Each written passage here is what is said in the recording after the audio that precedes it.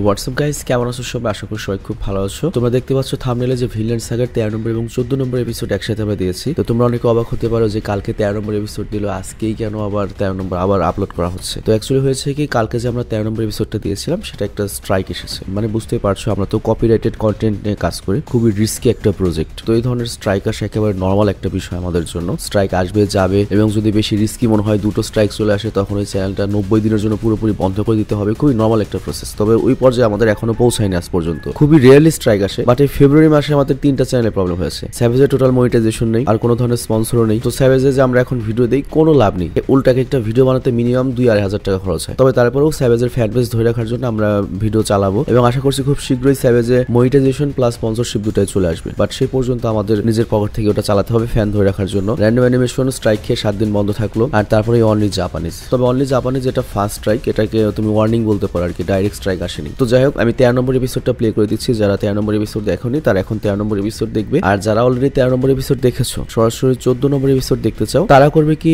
ডিসক্রিপশনে যাও, ওখান থেকে ডুরাশনে ক্লিক করে লেখা রয়েছে যে 14 নম্বর এপিসোড এখান থেকে শুরু হবে। ওখানে ক্লিক করে সরাসরি 14 নম্বর এপিসোডে চলে যাও। অনলি জাপানিজ যে আমরা ভিলেন্ট সাগার সিজন 2 13 নম্বর এপিসোড সম্পর্কে জানতে চলেছি। তো যাই হোক, এই এপিসোড যখন শুরু হয় তখন আমরা একটা পুড়ে যাওয়া ঘরের দৃশ্য দেখি, এবং আমরা দেখতে পাই একজন মহিলা তার নিজের বাচ্চাকে কোথাও লুকিয়ে রাখছিল। আর তারপর আমরা সেখানে বেশ কিছু মরে যাওয়া মানুষ দেখি যাদের শরীরে আগুন জ্বলছিল। আর তখনই সেখানে একজন গোলাম চলে আসে, আর তার নাম ছিল হচ্ছে গার্ডার। আর সে নিজের হাতে তরল নিয়ে দাঁড়িয়ে থাকে। তো গার্ডারের সামনে তখন তার মালিক আরলাক ছিল। তো আরলাক প্রচুর ভয় পেয়েছিল এবং মালিক ভয় পেয়ে পালাতে শুরু করে, কিন্তু আমরা দেখতে পাই তার একটা পা অলরেডি কাটা ছিল, এই কারণে সে সিঁড়ি থেকে নিচে পড়ে যায়। আর তখন গার্ডার বাইরে বের হয়ে আসে। তো গার্ডারকে দেখে তখন ওই মালিক আরলাক ভয় পেয়ে বলে, আমাকে প্লিজ ক্ষমা করে দাও, আমি অনেক ভুল করেছি, আমি অনেক অত্যাচার করেছি তোমাদের উপর, আর আমি প্রত্যেকটা বিষয়ের জন্য তোমার কাছে ক্ষমা চাচ্ছি, প্লিজ আমাকে ক্ষমা করে দাও। আর আমি ওডিনের কসম খেয়ে বলছি যে আমি তোমাকে মুক্ত করে দেবো, তুমি যত টাকা চাইবে আমি তার সাথে তত টাকাও দেবো। আর তখনই গার্ডার করে কি, নিজের পেট থেকে একটা ছুরি বের করে নিচে ফেলে দেয়, বলে এতটুকু যথেষ্ট নয়? আজ পর্যন্ত আমি যত অপমানিত হয়েছি, যত কিছু সহ্য করেছি, তা শেষ করার জন্য এটা কিছুই নয়। তুমি একবার গোলাম হয়ে দেখো, তাহলে আমার মনের ভেতর রাগ তুমি বুঝতে পারবে। আর তখন আরলাক বলে, আচ্ছা ঠিক আছে, আমি তোমার গোলাম হয়ে যাই, আমি আপনার সেবা করব, আপনি আমার আজ থেকে মাস্টার আর আমি আপনার গোলাম, প্লিজ আমার জীবন ভিক্ষা দিন মাস্টার। তো গার্ডার তখন বলে, তাহলে তুমি আমার গোলাম হবে? আরলাক বলে, জি, আমি খুশি হয়ে আপনার গোলাম হব। আর ওই মুহূর্তে গার্ডার করে কি নিজের তলাল ওঠায় এবং বলে, এর মানে তুমি জীবিত থাকবে না মরে যাবে, এই ডিসিশন এখন আমার হাতে। আর তার কিছুক্ষণ পরের দৃশ্য আমাদের দেখানো হয়, আমরা দেখি যে ঘর পুরোপুরি চলে গিয়েছে।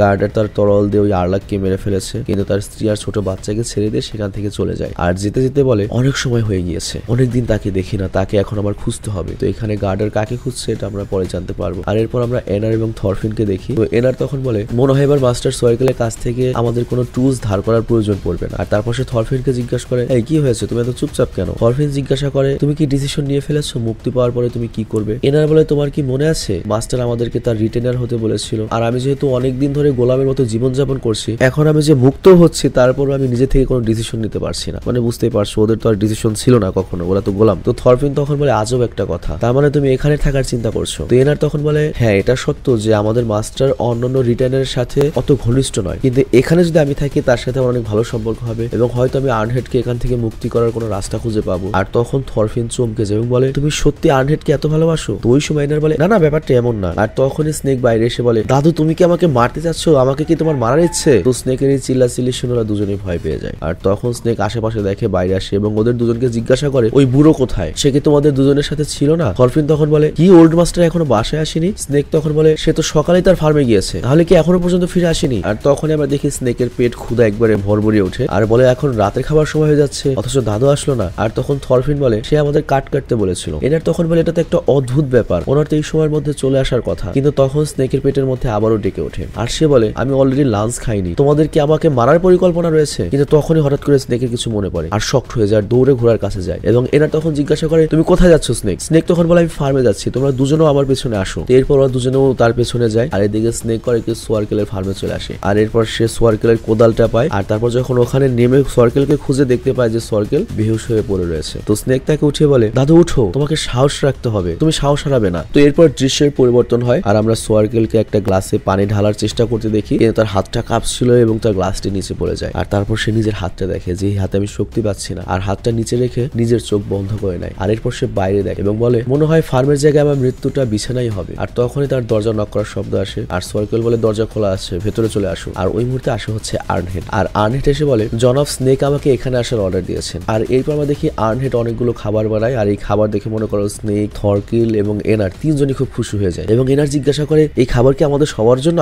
আনহেড তখন বলে হ্যাঁ, ওল্ড মাস্টার আমাকে বলেছে আমি যেন সবার জন্য খাবার বানাই, কিন্তু আমি জানি না আমাদের এই খাবার তোমার পছন্দ হবে কিনা। কিন্তু আমরা দেখি ওই তিনজন পুরো মনে করো রাক্ষসের মতো খাওয়া শুরু করে দেয়। আর তারপর আনহেড সোয়ার্কেলকে বলে ওল্ড মাস্টার আপনিও খেয়ে নিন, আজ থেকে আমি আপনাকে দেখাশোনা করব, আপনি যা বলবেন আমি তাই করবো। তো এরপর সোয়ার্কেল তাকে জিজ্ঞাসা করে তুমি কি আমাদের বাড়িতেও থাকবে? আনহেড তখন বলে জি মাস্টার, এবং মিসেস র্যাটেল আমাকে এসব করতে বলেছে, আপনার খেয়াল রাখতে বলেছে। তো এরপর আনহেড যায় হচ্ছে খাবার খাওয়াতে এবং বলে আমাকে বলবেন খেয়ে কেমন লেগেছে। আর তখন সোয়ার্কেল বলে না আমি চাই না, আমি পরে খেয়ে নেবো, আমার ক্ষুধা নেই। তো এই কথা শুনে স্নেক, থরফিন আর এনার সোয়ার্কেলের দিকে তাকায়। আর স্নেক তখন বলে আরে আনহেড তুমি তার মুখে চামচ ঢুকিয়ে দাও, দাদুর লজ্জা লাগছে যে কেউ তাকে খাওয়াচ্ছে, কিন্তু দাদু অভ্যাস করে নাও, কারণ বয়স হয়ে গিয়েছে তোমার, আর এখন থেকে তোমাকে এভাবেই খেতে হবে। তো এটা শুনে থরফিন কিছুটা হেসে ফেলে, আর সোয়ার্কেল তখন রাগান্বিত হয়ে বলে তুমি কি এইমাত্র হাসলে? থরফিন তখন ঘাবড়ে গিয়ে বলে না না আমি হাসিনি। আর সোয়ার্কেল তখন বলে আমার সত্যিই ক্ষুধা নেই, আমি পরে খেয়ে নেবো। কিন্তু তখনই তার পেট থেকে মনে করো গুড়গুড় শব্দ হয় ক্ষুধা লাগার, আর এবার সবাই করে চিৎকার করে হাসা শুরু করে দেয়। আর সোয়ার্কেল তখন রাগান্বিত হয়ে বলে তোরা সব আমার ঘর থেকে এখনই বের হবি। তো এখানে যে দৃশ্যটা ছিল এটাকে আমি বলতে পারি যে পর্যন্ত ভিনল্যান্ড সাগার আমরা যতগুলো এপিসোড দেখেছি অন্তত থর্স মরে যাওয়ার পর one of the best moment ছিল, তা না হলো অন্তত সিজন 2 বেস্ট মোমেন্ট আর কি। তো যাই হোক, এরপর আমরা এনারকে প্লেট পরিষ্কার করতে দেখি, আর আনহেড বলে এগুলো আমি নিজেও পরিষ্কার করতে পারতাম। এনার বলে না কোনো ব্যাপার না, আমি ধুয়ে দিচ্ছি, তোমাকে হেল্প করছি, বুঝতেই পারছো পেয়ার কা মামলা হে রাজা ভাইয়া। তো যাই হোক, আনহেড তখন বলে আমি খুশি হচ্ছি যে ওল্ড মাস্টার ধীরে ধীরে সুস্থ হচ্ছে, আর তিনি অতটা ভয়ঙ্কর না যতটা শুনেছিলাম। এনার তখন বলে সে মন থেকে অনেক ভালো, কিন্তু হ্যাঁ সে কখনো কখনো ভয়ঙ্কর হয়ে যায়। আর ওই সময় আনহেড বলে আমি বুঝতে পেরেছি তুমি কি বলার চেষ্টা করছো, মানে মাঝে মাঝে রেগে যায়, বদমেজাজি। আর এদিকে আমরা দেখি সোয়ার্কেলও তাদের কথা শুনছিল, আর তখনই সেখানে থরফিন আসে, আর ওদের দুজনকে কথা বলতে দেখেই থেমে যায়, মানে একটু চান্স দেয় কথা বলুক। আর এদিকে আনহেড বলে আমি আমার লাইফে খাওয়ার সময় আজকের মতো মজা কখনোই পাইনি। ইনার তখন বলে হ্যাঁ অনেকদিন পর আমি এরকম একটা মজা পেলাম। আনহেড তখন বলে আমার কাছে তো মনে হচ্ছিল আমি আবার মুক্ত হয়ে গিয়েছি, আমি আমার পরিবারের সাথে খাবার খাচ্ছি। এনার তখন বলে তুমি ঠিকই বলেছো, আমারও এরকমটাই মনে হয়েছে। মানে সিরিয়াসলি দেখো যে অ্যাকচুয়ালি সোয়ার্কেল এবং স্নেক ওরা কত ভালো, যে ওরা দুজন হচ্ছে গোলাম, মানে এই ফ্যামিলিটাই কত ভালো। ক্যাটেল, তারপরে স্নেক, তারপর হচ্ছে সোয়ার্কেল, অনেক ভালো পারসন আর কি। আবার প্যাটারের কথা তো ভুলে গেলাম। তো যাই হোক, ওরা না থাকলে আমাদের থরফিন এবং এনারের লাইফ মনে করো যে কি হতো। তো সেটাও বড় কথা না, সবচেয়ে বড় কথা হচ্ছে থরফিন ওদিকে দাঁড়িয়ে শুধুমাত্র ওদের দিকে দেখছিল, আর তখন আর মনোযোগ অন্যদিকে যায়। আর ওই মুহূর্তে ফক্স এসে বলে এই গোলামের দল, এখানে কি স্নেক আছে? আর এরপর আমরা দেখি সে স্নেককে গিয়ে বলে 3 দিন আগে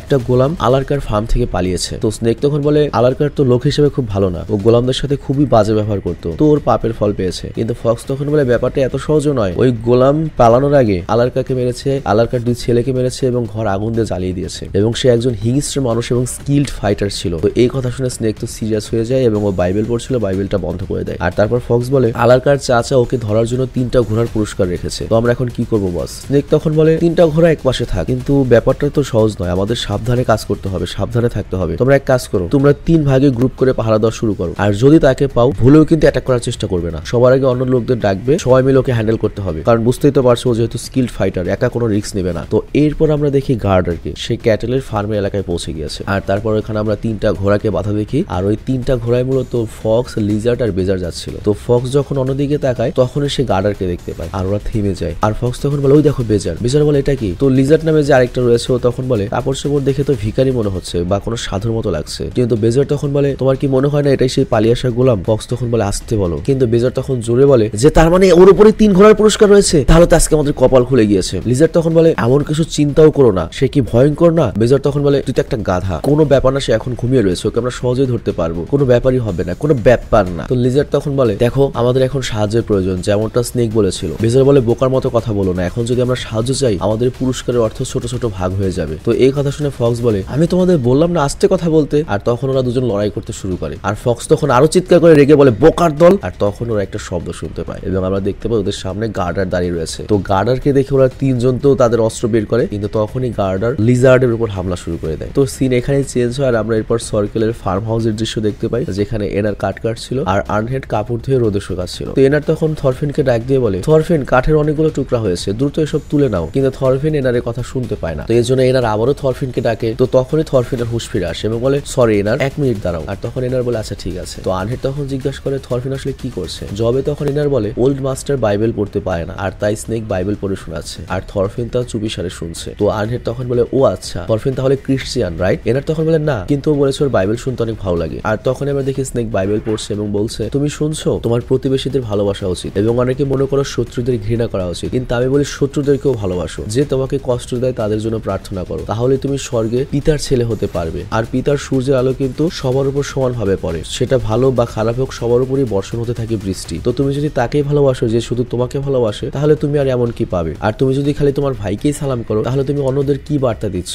অন্য লোক হতে তাই করে। তো যেহেতু স্বর্গে থাকা তোমার পিতা পারফেক্ট, এই কারণে তোমাকেও পারফেক্ট হতে হবে। তো এটা পরে স্নেক বলে, আরে এসব কি লেখা রয়েছে, এগুলো পড়তে পড়তে আমি ক্লান্ত হয়ে গেলাম, চলো আবার শুরু থেকে পড়ি। শুরুটা আরো বেশি ইন্টারেস্টিং ছিল। কিন্তু তখনই সার্কেল মনে করো গরান্দের নিচে পড়ে যায়। আর স্নেক তখন জিজ্ঞাসা করে, দাদু তুমি এটা কি করছো? তুমি কি মুততে চাও? সার্কেল তখন বলে, আরে আমাকে গম কাটতে যেতে হবে। স্নেক তখন দাদুকে তুলে বলে, দাদা আমি না তোমাকে বলেছি ফসল কাটা শেষ? আর তারপর স্নেক দাদুর বিছানার দিকে তাকিয়ে বলে, আর্নেট।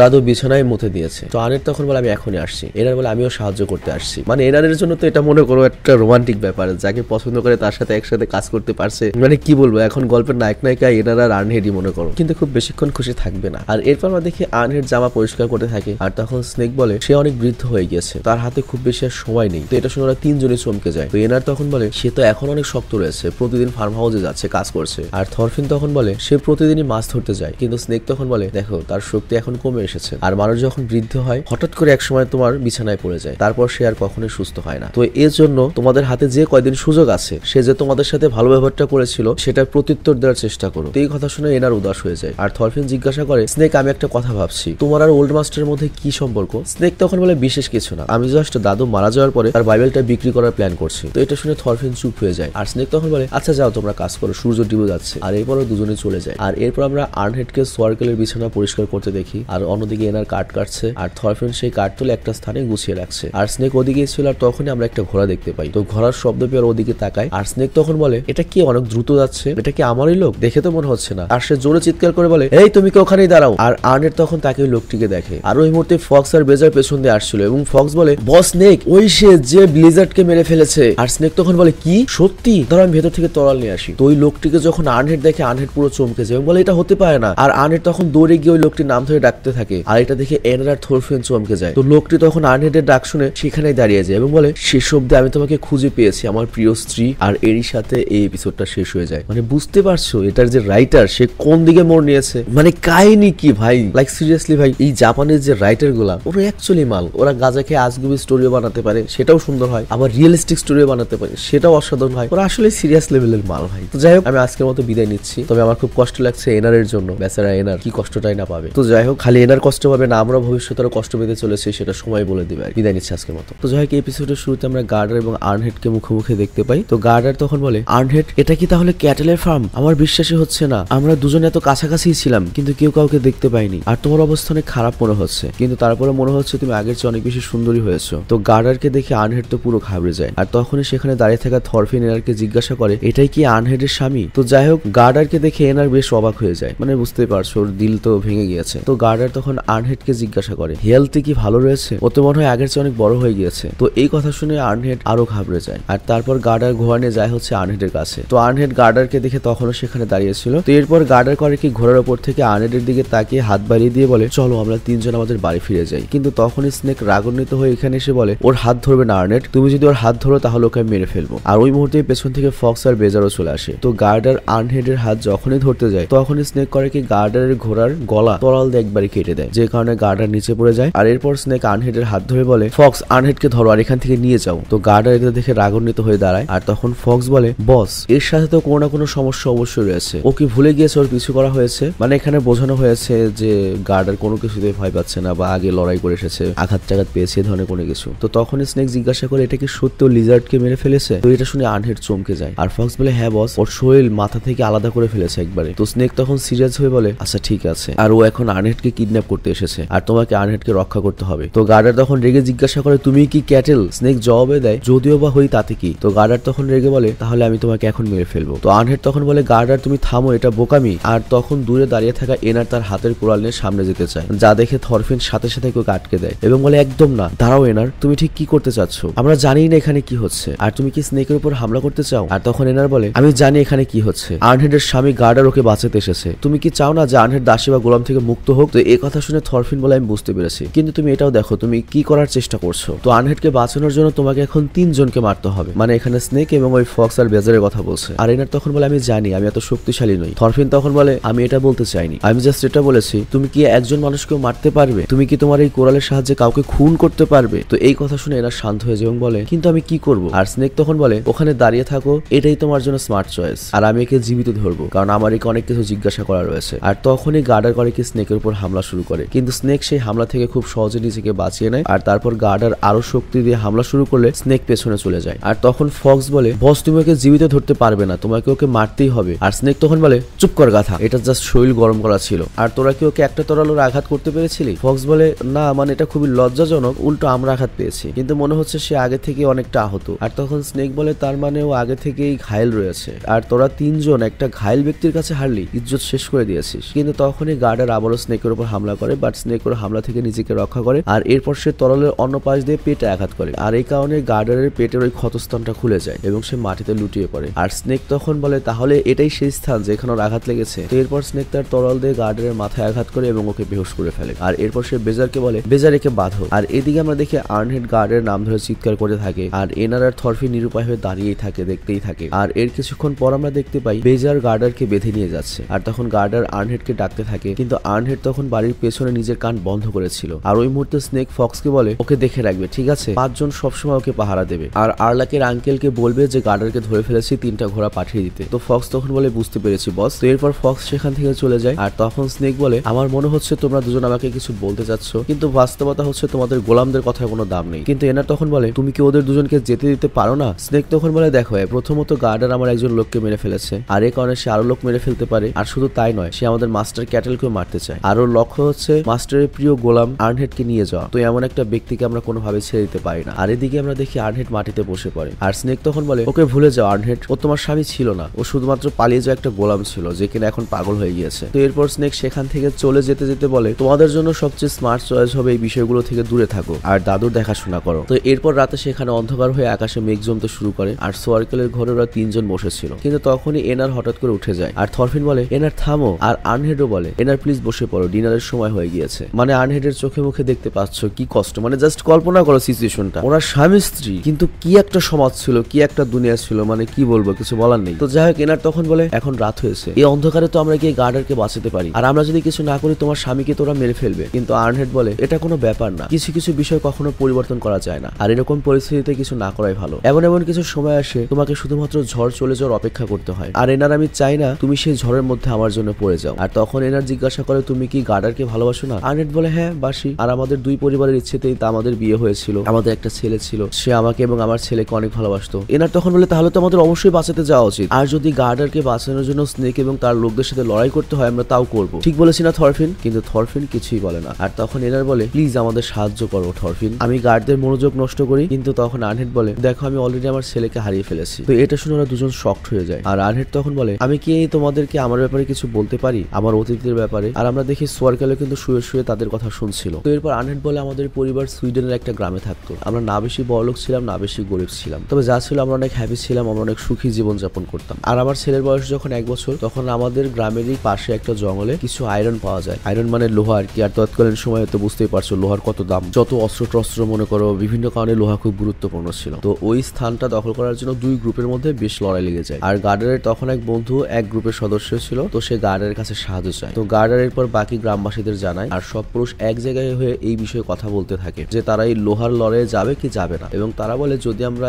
এই লড়াইটা জিতে যাই তাহলে আমরা বিপুল অঙ্কের লোহা পাবো, এবং ওই লোহা দিয়ে অস্ত্র টস্ত্র বানিয়ে আমরা নিজেদের সুরক্ষার জন্য ব্যবহার করতে পারবো, বা আমাদের কলোনির খুব উন্নতি হবে। তো এ কারণে সকল পুরুষরা ডিসিশন নেয় তারা ওই লড়াইতে অংশগ্রহণ করবে। কিন্তু বাকি সব মহিলারা এই কথা শুনে বা এই ডিসিশন শুনে শকড হয়ে যায়, কেননা এখানকার যে মহিলা ছিল তাদের কথা ছিল একটাই, যে আমাদের কাছে যা কিছু প্রয়োজন তাই এই গ্রামে আমাদের রয়েছে, অলরেডি রয়েছে, আমাদের নতুন করে আর কিছু দরকার নেই, আমরা জাস্ট শান্তিতে থাকতে চাই। কিন্তু মহিলা মানুষরা কি আর পুরুষদের ডিসিশন পরিবর্তন করতে পারে? আর এরপর আমরা অতীতের দৃশ্য দেখি, যেখানে আর্নহেড বলে প্লিজ তুমি এই বিষয়টা আবার চিন্তা করো গার্ডার, আমাদের কোনো কিছুর কমতি নেই, আমাদের যথেষ্ট আয়রন রয়েছে, তো যে জিনিসটা আমাদের যথেষ্ট রয়েছে তাহলে তুমি ওই জিনিসের জন্য নিজের জীবন কেন বিপদের মুখে নিয়ে যাচ্ছ, যেটা আমাদের প্রয়োজনই নেই। আর তখন গার্ডার নিজের হাত আর্নহেডের হাতে রেখে বলে আমাদের ওইটা প্রয়োজন, তুমি বুঝতে পারছো না, পশ্চিমের যে ইগোবিকরা রয়েছে ওরা অনেক শক্তিশালী মানুষ, ওরা যদি এই লোহার খনিটা পেয়ে যায় তাহলে পুরো এলাকার ব্যালেন্স নষ্ট হয়ে যাবে এবং ওদের গ্রাম অনেক উন্নত হয়ে যাবে, ওরা অস্ত্র শস্ত্র বানিয়ে ফেলবে, তখন আমরা এমনিতেই বিপদে পড়বো। কিন্তু ওটা যদি আমরা পেয়ে যাই আমরা উন্নত হয়ে যাব এবং আমরা একটা ভালো জীবন যাপন করতে পারবো। তো পরের দিন আমরা গার্ডারকে হেলথির সাথে দেখি, হেলথি মানে তার ছেলে আর কি। আর সে তাকে বলে হেলথি তোমার বাবা তোমাকে রক্ষা করার জন্য লড়াইতে যাচ্ছে। আর তখনই ব্যাকগ্রাউন্ড থেকে আমাদের বর্তমান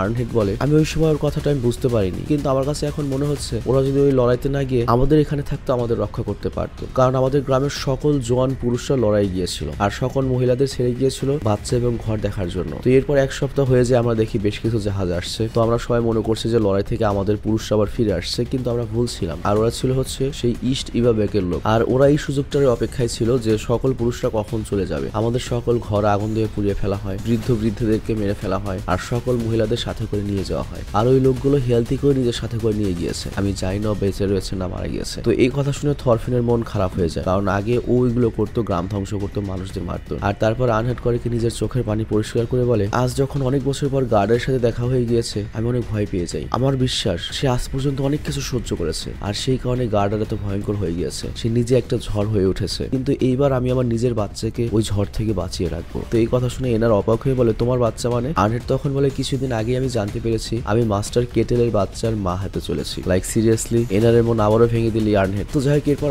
আনহেড আবারও বলে, মাস্টার ক্যাটেল নিশ্চয়ই বাচ্চাকে আমন্ত্রণ করবে, কারণ সেও এটা চাইতো। আর আমি ওই ফার্মে আমার বাচ্চাটিকে খুব ভালো মতো বড় করতে পারবো এবং তাকে একটা সুন্দর ভবিষ্যৎ দিতে পারবো, এবং যতক্ষণ না ঝড় শেষ হচ্ছে ততক্ষণ আমি এখানেই থাকবো। তো এর কিছুক্ষণ পর আমরা দেখি এনার আর থরফিন সেখান থেকে চলে যায়, আর আনহেড সেখানেই দাঁড়িয়ে থাকে। কিন্তু তার তখন তার বাচ্চা ছেলে হেলথির কথা মনে পড়ে। কিন্তু হেলথির কথা ভোলার জন্য সে করে কি, সোয়ারকেলের শরীরে কাঁথাটা তুলে দেয় এবং একটা বালতি তুলে সেখান থেকে কাজে যেতে থাকে। কিন্তু সোয়ারকেল তখন তাকে বলে, তোমার কি মনে হয়েছে তুমি ঝড় শেষ হওয়া অব্দি অপেক্ষা করবে? আনহেড তখন বলে, তার মানে আপনি সবটা শুনেছেন মাস্টার? সোয়ারকেল তখন বলে, তোমার কি মনে হয় আমি বৃদ্ধ হয়ে বুদ্ধি হারিয়েছি? আমাকে এতটা নির্বোধ ভেবো না। আর তখন আনহেড বাইরে তাকিয়ে বলে, আমার একবার মনে হয়েছিল আমি গার্ডারের ক্ষতস্থানের চিকিৎসা করে দিই, আবার মনে হয়েছে তার সাথে আমার দেখা করা ঠিক হবে না। তখন সোয়ারকেল বলে, তাহলে আমার গল্প শোনো। একসময় আমিও ঝড় শেষ হওয়ার জন্য অপেক্ষা করেছিলাম, আমি ঝড় থেকে পালিয়েছিলাম, কিন্তু যা হওয়ার তাই হয়েছিল। এরপর আনহেড দরজা বন্ধ করে দেয়, কিন্তু সোয়ারকেল তার গল্প বলতে থাকে। সে বলে, সেই ঘটনার আজকে প্রায় 40-50 বছর পার হয়ে গিয়েছে, আর এই গ্রামের মধ্যে সবচেয়ে সুন্দর একটা মেয়ে ছিল, আর ওই মেয়েটাকে আমার ছেলে ক্যাটেল অনেক পছন্দ করতো। কিন্তু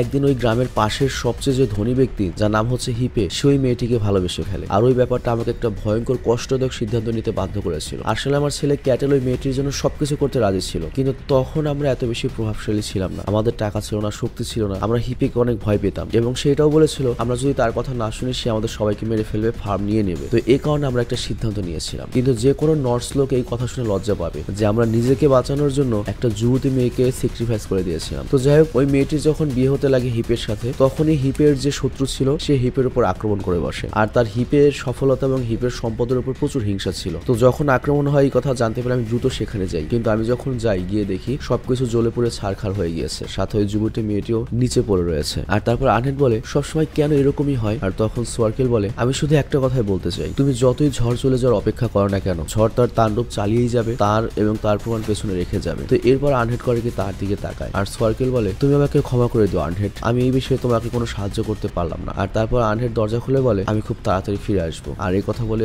আনহেড বের হয়ে যায়, আর ক্যাটেল চুপচাপ বিছানায় শুয়ে থাকে, আর আমরা দেখি আনহেড গার্ডের কাছে যাচ্ছে। আর এখানে 14 নম্বর এপিসোডটা শেষ হয়ে যায়। তো যাই হোক, কি বলবো, মানে সিরিয়াসলি তৎকালীন সময়ের মানুষের জীবনযাপনের গল্প শুনলে অবাকই লাগে। বিশেষ করে আমাদের যে সাউথ এশিয়া, এখানেও তো খুব ডেঞ্জারাস অবস্থা ছিল এক সময়। রাজাদের যখন শাসন ছিল, যাইছে তাই করবে, রাজারা ঘুরতে বেরোলো, বা রাজার মনে করো একটা চামচাও যদি ঘুরতে বেরোয়, তারও যে পাওয়ার ছিল সাধারণ মানুষদের উপর। বিশেষ করে এখন দেখো, একটা নেতার সাথে বা একটা আইনের লোকের সাথে যদি একটা সাধারণ মানুষের সম্পর্ক থাকে, সে নিজেকে অনেক বড় ভাবা শুরু করে এবং তার অত্যাচারে বাসা মুশকিল। তো তৎকালীন সময় যখন ডেমোক্রেসি ছিল না, রাজা শাসন ছিল, আদালত ছিল না, তখন কি ধরনের সিচুয়েশনে ছিল সাধারণ মানুষরা বা নারীরা কি ধরনের সিচুয়েশনে ছিল, এগুলো ভাবলে আসলে নিজের কাছেই খারাপ লাগে। আর তাছাড়া আমরা এই ভিলেন সাগা দেখে যেটা বুঝলাম, মধ্যযুগে যে পরিমাণ যুদ্ধ বিগ্রহ হয়েছে, ওই যুদ্ধ বিগ্রহ যদি না ঘটতো, তাহলে এখন পৃথিবীতে মানুষ রয়েছে সম্ভবত 7 বা 8 বিলিয়ন, তাহলে এটা হয়তো 15 বিলিয়নে ছাড়িয়ে যেত, মানে হয়তো ডবল মানুষ থাকতো এখন। কারণ দেখো, মধ্যযুগে কিন্তু প্রোটেকশন ছিল না, পিল ছিল না, এক একজনের বাচ্চা থাকতো 8-10টা করে, 9টা করে, অনেক অনেক বাচ্চা থাকতো। তো ওই সময় যদি এত যুদ্ধ বিগ্রহ না ঘটতো, এত মানুষ না মরতো, তাহলে মনে করে এখন বেকায়দা অবস্থা হয়ে যেত, অনেক মানুষ হয়ে যেত। তো সৃষ্টিকর্তা সবকিছু প্ল্যান করেই করে যে কখন কোনটা প্রয়োজন। তো যাই হোক, সবশেষে একটা কথাই বলবো যে অনেক সময় এই সময় জন্ম নিয়েছি বলে